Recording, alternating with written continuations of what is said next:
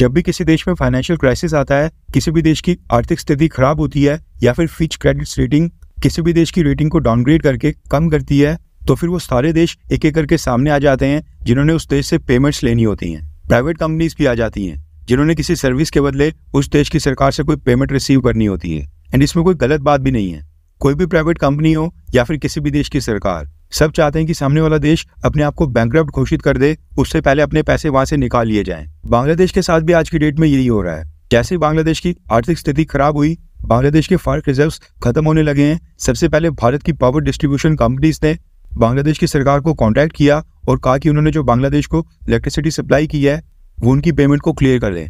बांग्लादेश की सरकार ने भारत की 4-5 इलेक्ट्रिसिटी कंपनीज को $1 बिलियन पे करने हैं, जिसमें सबसे ज्यादा अमाउंट है अडानी पावर का, जिसको बांग्लादेश की सरकार ने $800 मिलियन पे करने हैं, लगभग 6,500 करोड़। अब ऐसा तो है नहीं कि बांग्लादेश सिर्फ भारत के साथ ही बिजनेस कर रहा है। ग्लोबलाइजेशन का जमाना है और बांग्लादेश की सरकार दुनिया के कई देशों के साथ काम करती है, जिनमें से एक देश है रशिया। न्यूज निकल कर आ रही है कि रशिया के पैसे भी बांग्लादेश में फंसे हैं और अब रशिया ने बांग्लादेश की सरकार को कॉन्टैक्ट करके पूरी तरह से क्लियर कह दिया है कि वो उनकी पेंडिंग पेमेंट्स को क्लियर करें। दरअसल भारत की तरह रशिया ने भी बांग्लादेश की सरकार के साथ इलेक्ट्रिसिटी के लिए न्यूक्लियर पावर प्लांट प्रोजेक्ट की डील साइन की थी। ये डील $12.6 बिलियन की थी। अब बांग्लादेश है तो भूखा नंगा देश ही, इसलिए इस प्रोजेक्ट की 90% फंडिंग रशिया ने की थी और केवल बाकी की 10% बांग्लादेश की सरकार कर रही थी। इस डील में रशिया का हिस्सा बनता था $11.38 बिलियन, जो कि लोन के तौर पर रशिया ने बांग्लादेश को दिया था। अब अगर ये लोन है तो इसकी रीपेमेंट तो करनी होगी, इसलिए अब रशिया ने कहा है कि बांग्लादेश की सरकार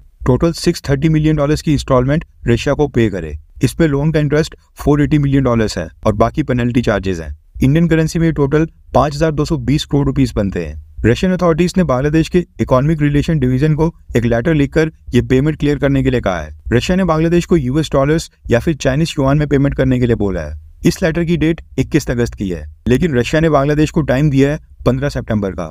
आज 14 सितंबर है, इसका मतलब है कि बांग्लादेश की सरकार के पास बस एक ही दिन बचा है, यानी कि 24 घंटे, और अभी तक बांग्लादेश की सरकार ने रशिया को ये पैसे ट्रांसफर नहीं किए हैं। इससे पहले बांग्लादेश की सरकार ने रशिया से रिक्वेस्ट करके कहा था कि वो इस लोन की रीपेमेंट को बिना किसी इंटरेस्ट के आगे के लिए पोस्टपोन कर दें, यानी एक तरह से डेफर कर दे, लेकिन रशिया ने इससे इनकार कर दिया है और रशिया ने कहा है कि अगर बांग्लादेश की सरकार पेमेंट लेट करती है तो फिर रशिया इसके ऊपर इंटरेस्ट भी चार्ज करेगा। अब देखा जाए तो रशिया भी यहाँ पर गलत नहीं है। यूक्रेन युद्ध के कारण उनकी खुद ही माली स्थिति अच्छी नहीं है। न सिर्फ रशिया, बांग्लादेश ने तो अडानी ग्रुप और भारत की पावर कंपनीज की पेमेंट भी अभी तक क्लियर नहीं की है। अडानी ग्रुप और भारत की कंपनीज तो अभी भी बांग्लादेश को इलेक्ट्रिसिटी सप्लाई कर रही हैं, लेकिन अब ऐसा लग रहा है कि बांग्लादेश की सरकार के पास इतने फंड्स ही नहीं है कि वो भारत या रशियन कंपनीज की पेमेंट को एक साथ क्लियर कर सके।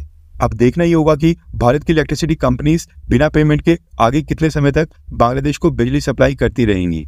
पिछले 8-9 महीने के ड्यूज अभी भी पेंडिंग है। अभी तो बस भारत और रशिया अपने पैसे को रिकवर करने आए हैं और चाइना भी बांग्लादेश की सरकार को लोन देकर बांग्लादेश में कई सारे प्रोजेक्ट्स ही वहां पर फंडिंग कर रहा था।